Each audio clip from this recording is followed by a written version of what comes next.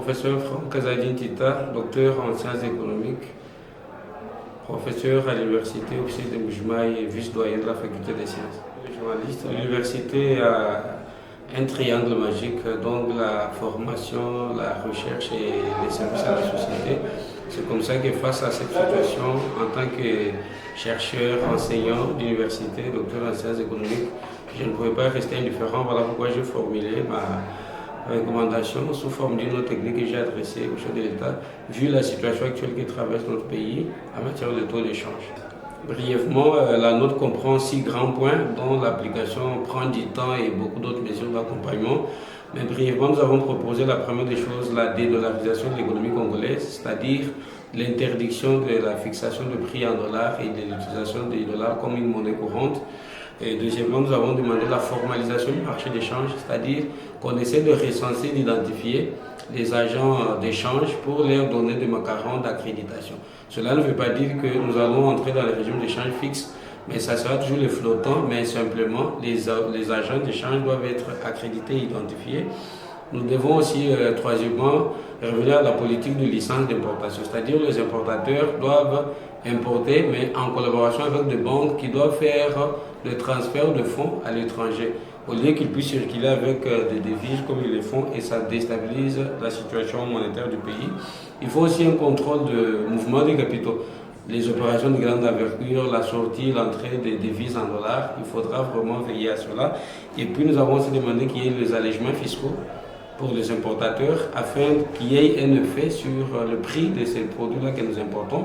Et finalement, en sixième position, notre économie connaît ce qu'elle connaît aujourd'hui parce que nous importons beaucoup et nous avons besoin chaque fois de racheter le dollar pour passer des commandes, ce qui fait que chaque semaine, nous assistons à la hausse du prix. C'est ainsi que nous avons demandé qu'il faut déjà se lancer dans des projets de substitution des importations par la production locale. Parce que pour bien stabiliser notre monnaie, il faudra la soutenir par une production nationale diversifiée afin de faire face aux chocs exogènes et stabiliser davantage notre économie.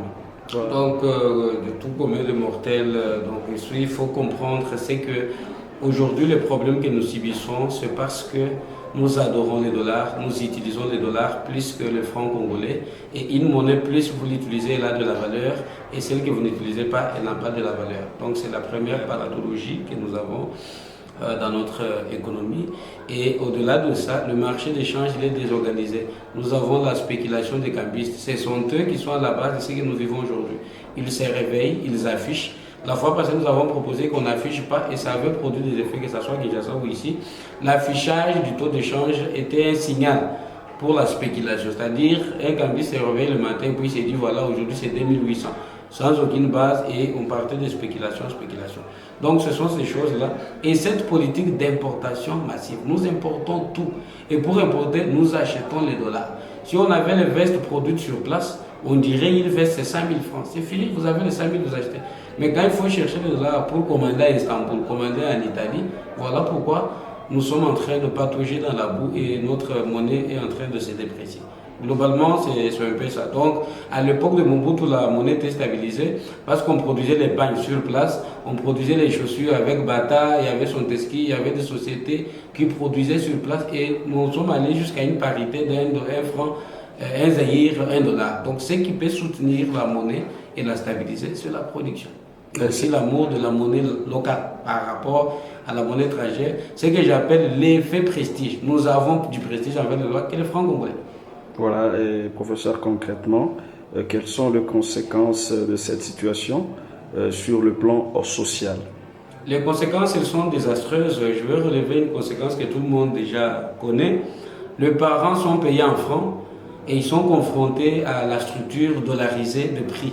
Le loyer, les frais académiques, les frais scolaires, partout, on demande en dollars. Et les dollars nous mettent dans une situation telle qu'il y a un ajustement qui se fait chaque mois. La maison de $10 en 2010 par exemple, c'était 9 000 francs. Aujourd'hui, ça doit être 27 000, 26 000. Alors, qui sont pénalisés? C'est la classe moyenne, c'est la même population. Aujourd'hui, les détenteurs des dollars, ils sont contents. Parce qu'avec $100, au lieu d'avoir 200 000, aujourd'hui, il a 250 000, 230 000. Donc, ça entraîne les inégalités sociales, ça entraîne les troubles sociaux, ça entraîne des problèmes, la fermeture des entreprises, la faillite, la pauvreté et bien d'autres maux qui rongent notre économie. La question de la stabilisation de la monnaie, c'est une question qui demande des procédures, ça prend du temps. Tout ce que nous demandons, c'est que les mesures soient appliquées et qu'il y ait un accompagnement. Et nous sollicitons aussi notre implication, parce que ce qui se conçoit bien, c'est dit aussi bien. Si, par exemple, ça doit être appliqué par d'autres personnes, avec les mépris scientifiques et autres variables politiques et géostratégiques, je pense qu'il est possible qu'il y ait un échec. Mais si la chance nous était donnée, par exemple, on pourrait contribuer avec notre accompagnement. Parce que c'est simple, surtout d'abord avec l'accompagnement du pouvoir en place et de la Banque centrale, plus aussi une sensibilisation forte de notre population, parce que ce mal, il est géant, il est gigantesque, et nous devons tous nous engager pour mettre fin à ces spéculations et à cette pauvreté que nous sommes en train d'installer via la dollarisation de notre économie. Merci.